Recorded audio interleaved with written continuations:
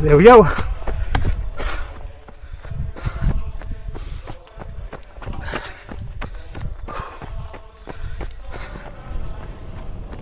Well, I'm signed up to run the Rock and Roll Half Marathon in Mexico City in about 3.5 weeks. So I thought I would do another video, just talk a little bit about what's going to be my racing strategy and my strategy and planning just for these remaining 3.5 weeks of training before I run the race. So yeah, right now I'm just sort of doing a little warm-up before I do a tempo run today, according to the Garmin coach plan that I've been following. And that's been something new for me. As I said in a previous video, I decided that I would try using the Garmin coach. And so far it's been pretty good. And I've got another 3.5 weeks to go with it. So I suspect in about another 2 weeks it will start having me do a bit of a taper. So yeah, it's getting really close. So right now this week I'm planning has me doing normally my long runs are on Sundays, and my last Sunday I did a I guess it was close to 12-mile run, and so my mileage is up there. So as far as my endurance, I'm pretty confident about that. So my main goal is to for these next 3.5 weeks is just to stay healthy and not to suffer any injuries. My previous video, I talked about a little injury I suffered doing a bit of a speed workout. That was maybe 2.5 weeks ago, but I recovered fairly quickly from that. So where's this? So yeah, I recovered fairly quickly from that, and hasn't been a problem. And I've been back on my regular schedule of running, and in fact, I have been, picking up my training a little bit. When I first started the plan, I was very conservative with what I thought I would be able to do, and when I signed up, started the Garmin coach, it asked for what my goal pace would be, and so I gave a very conservative 2.5 hours. And as my training has progressed, I have decreased that time in 2-minute increments periodically, and most recently I changed it to 2-minute and 14-minute goal time. So my training, at least at this point in my training, has been based upon that goal.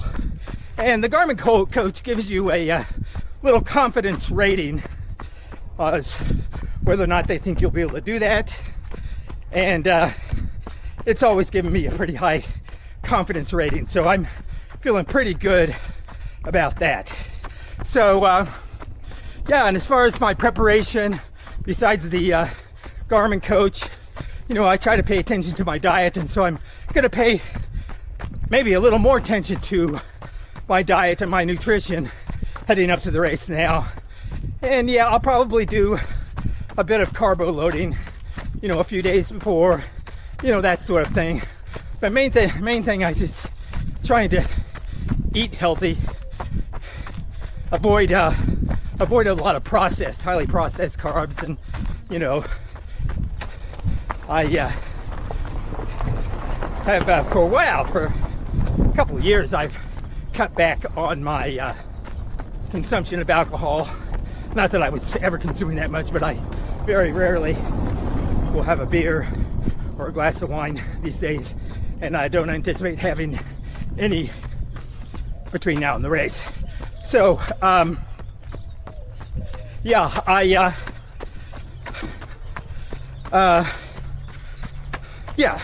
so now, as far as the race, well, also something that I need to do right before the race, pay attention to, is I'll be meeting some other people once I get to Mexico City, and it'll be kind of tough. I'll be meeting them actually the day before the race, and they will not be running the race, so they will be kind of in party mode. So that night before the race, after I've met up with these other people, I'm gonna have to really make a point to watch what I eat and drink and try to get to bed at a reasonable hour. So I'm about to start my tempo run, so I think I will go ahead and do that and get back to you later and talk about my actual race day strategies. Okay, I just completed my tempo run. Took a minute to catch my breath, and now we'll talk a little bit more about race day, what my strategy is going to be. Still a little bit out of breath. I plan to get up. I'm going to be in a hotel that's fairly close to the start of the race, so I think I'll be able to walk to the race. So I'll get up. The race starts at 6 a.m.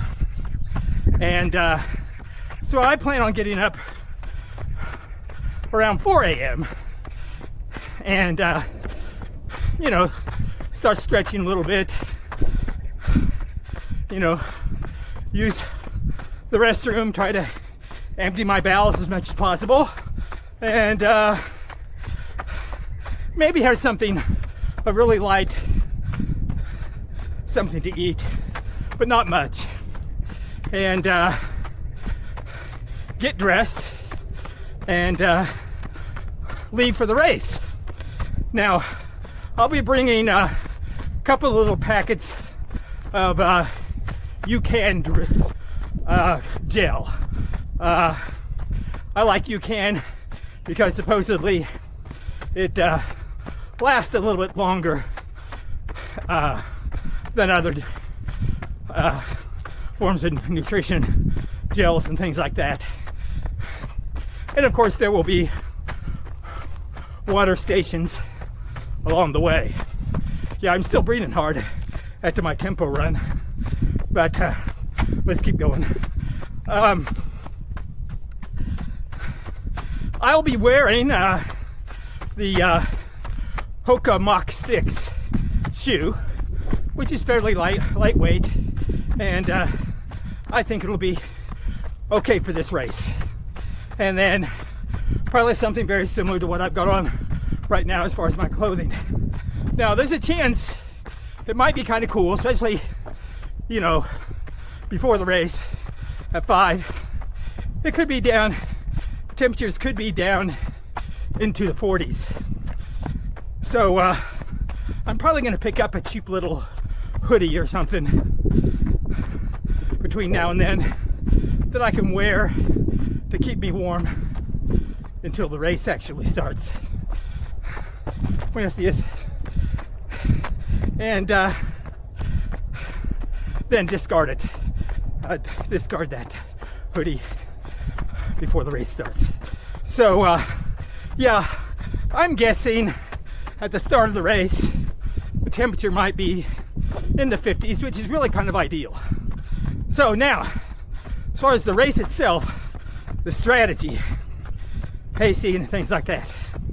Well, Garmin, in addition to the Garmin Coach plans that they have, they also have a race predictor.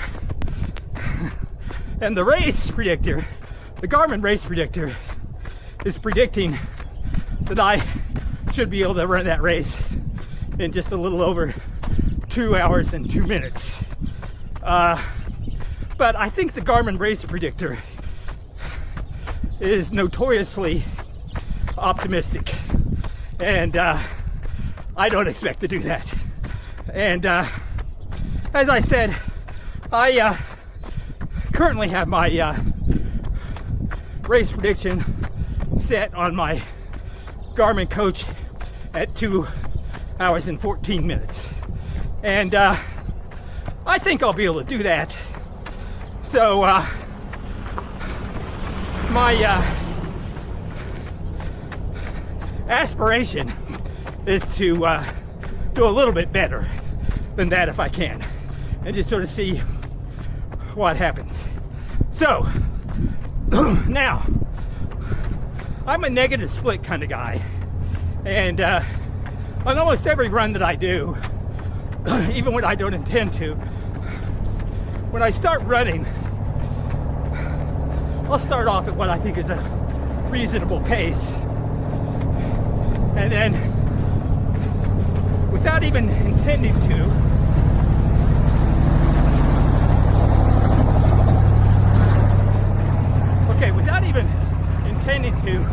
I tend to gradually speed up as I run and ultimately run a negative split.